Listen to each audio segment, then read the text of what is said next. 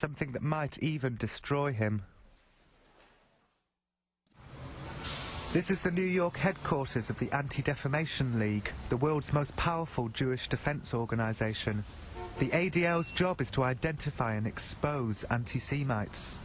Tell me what you know about David Icke. I know that he about yearly makes a tour of the United States. He is a New Age guru, and unfortunately his philosophy is tainted with anti-Semitism. The Anti-Defamation League believe, although they're not entirely certain, that when David Icke says 12-foot lizards secretly rule the world, he's using code, and what he really means is that Jews secretly rule the world.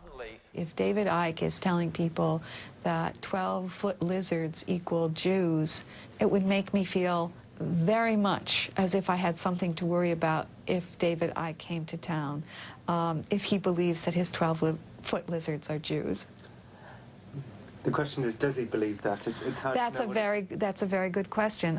If he just believes that they're 12-foot lizards, there are probably reason to be concerned about his health.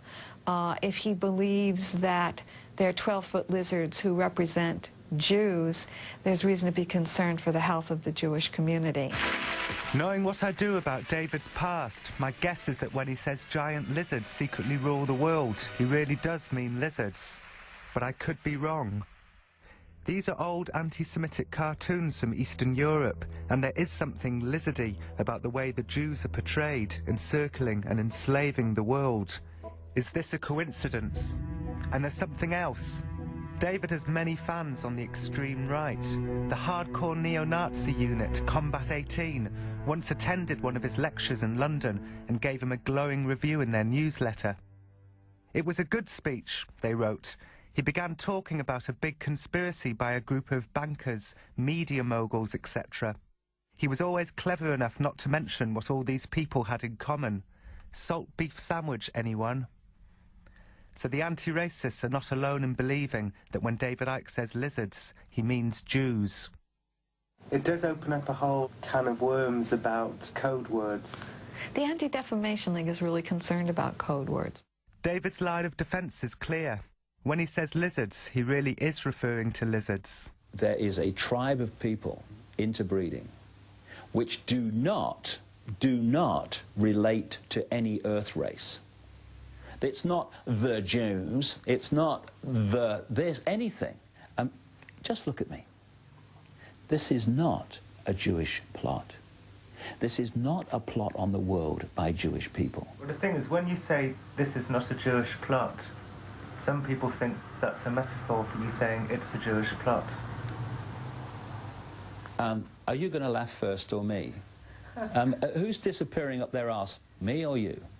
You can't win this. This is part of the ludicrous attitude. This is just total friggin' nonsense. David Icke will put his hand to his heart and say, I am not an anti-Semite, I have the greatest respect for the Jewish people, but the Jewish hierarchy, like Muslim hierarchy, the Christian hierarchy, and so on, they're 12-foot lizards. Right. Does that make him an anti-Semite? I think it does. I think it does. I mean, the fact is that that's a favorite way of dealing with anti-Semitism.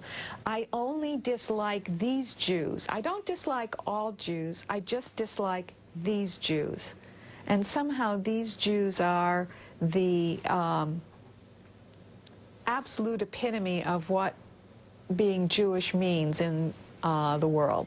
For all the anti-Icke discord that exists in the conspiracy theory world, there is some solidarity when it comes to feelings about the Anti-Defamation League. Any of us that are working to stop this New World Order, we're their enemies, and the best thing they can call us an anti-Semite, because then the whole world hates us. You say, anti-Semite, oh, that's the next thing towards Satan himself. I mean, that's like calling you Satan, you see. So that's the first thing they hit you with if you start talking against the New World Order, that you got to be an anti-Semite. When you say they, who do you mean? Anybody in what we call globalist. My own feeling is that the ADL is an Illuminati front. see, in all these different religions and all these different belief systems and all these different cultures and races, the Illuminati have to have organizations, otherwise they're not controlling the game. There are areas that are unpredictable, and there's one thing the Illuminati can't stand, and I think their genetic structure is part of this. They cannot stand anything that's unpredictable. Last night was great, and the bookshop, Alderson, said they could have sold the tickets twice over in the end. The more time I spend with David, the more I'm convinced that when he says lizards, he means lizards. And I would emphasize, you know, we all have a reptilian part of the brain called the R complex, a very ancient part of the brain. We all have a reptilian past. I mean, there are still some people in the world that are born with tails.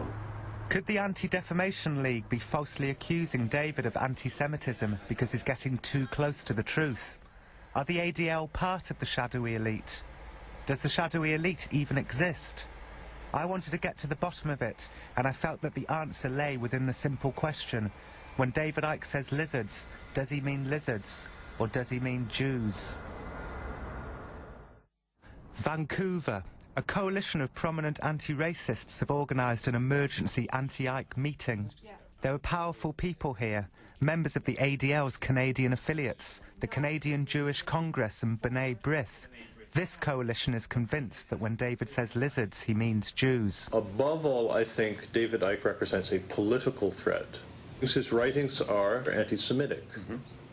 He believes that the world elite, the Illuminati who dominate every aspect of our lives, are genetically descended from an extraterrestrial race of reptiles that came to Earth some time ago in the form of humans who are capable of changing their shapes, who are Satanists, who engage in ritual child sacrifice, who drink blood. This is a public meeting, but the chair has let it be known that it is for people who have already made up their minds about David. Unsure people are not welcome. If they could read my mind, I would not be welcome. Because this is actually a meeting for people who are opposed to David Icke's presence in the community and opposed to the things he says. And I would just like to know if there are any people here who consider themselves supporters of David Icke or I haven't made up my mind yet. I don't know what he stands for. This is not a meeting to debate what David Icke stands for. This meeting was called by people who have a very good understanding of what he stands for, and what he stands for is against community values. So that's what the purpose of this meeting is to organize against David Icke. I want to make a trunk call. Why does everyone make fun of this elephant? I don't get it. Well, people make fun of people sitting in elephants because it's funny, that's why. People say I'm flipping mad. I mean, I don't sit in elephants. Who, quite clearly, in my view, is acting as a conduit to some extreme far-right organizations. Combat 18, responsible for violent attacks on minority groups. So I see this as a real political concern in terms of what his agenda is. I have a question for the man that just spoke. Do you see the Patriot movement as bad things? I see them as far-right, anti-Semitic, racist ideologies. I've been in the militia of the United States for the last 4 years. I've only met one racist there. I've met more on the street. I mean, I think at this point that it may be unproductive, you know, for... I'm here to learn. I don't know anything about Mr. Icke. If you want to boot me out, fine. But well, I think that there are people who are uncomfortable with you staying at the meeting. Okay. Could I ask 2 questions, perhaps rhetorical, before I leave? Well, we set the terms of the meeting as that this isn't really a debate. Yeah. I wasn't here to debate. I was here to get information about Mr. Icke. But I'll go. I take it most of you consider Nazism and Marxism are not the same thing. Am I right? You would think one is way worse than the other, and that they're not the same? Actually, I think we really need to proceed with the meeting. I'm gone. Thank you. Okay. Wheels have been set in motion. The Canadian Hate Crimes Unit has been alerted. The coalition has also written to ex-Canadian Prime Minister Brian Mulroney to inform him that David Icke is accusing him of being a reptilian, blood-drinking child murderer. But so far, Brian Mulroney has declined to be provoked into legal action. In fact, every individual accused of reptilian blood drinking by David Icke has so far failed to sue, including Bob Hope, George Bush, George W. Bush, the Rothschild family, the Queen of England, the Queen Mother, Ted Heath, Prince Philip, Chris Christopherson, Al Gore, and Boxcar Willie. You look what I've said in The Biggest Secret about the British royal family, how they're involved in satanic ritual, how they take part in human sacrifice ritual at places like Balmoral and stuff. Come on, let's have you. If it's not true, take me to court, let's have this out. This is Canada's biggest book chain. Today, David has been invited for a book signing, unaware that the coalition has telephoned ahead to warn that if the event goes on, there could be violence from other racists. If we're going to live in a free world and have the freedom of expression, how is that going to be defended if all it takes to stop it is one phone call threatening violence? I'm not debating. I'm saying that right now the situation is that we chose not to have it because there was an issue of security, and I'm getting concerned about this right now. Pamela, you're not willing to debate it because you have nowhere to go. Well, that's the truth. If that... Please don't complain when your own freedoms are taken away. Thanks for your time. You're very welcome. These are your freedoms. And you don't realize that you're playing a part in destroying your own freedom by being just another clone of a system you're not interested in because it makes life more difficult to think about it. It's your freedom. I could walk away from this.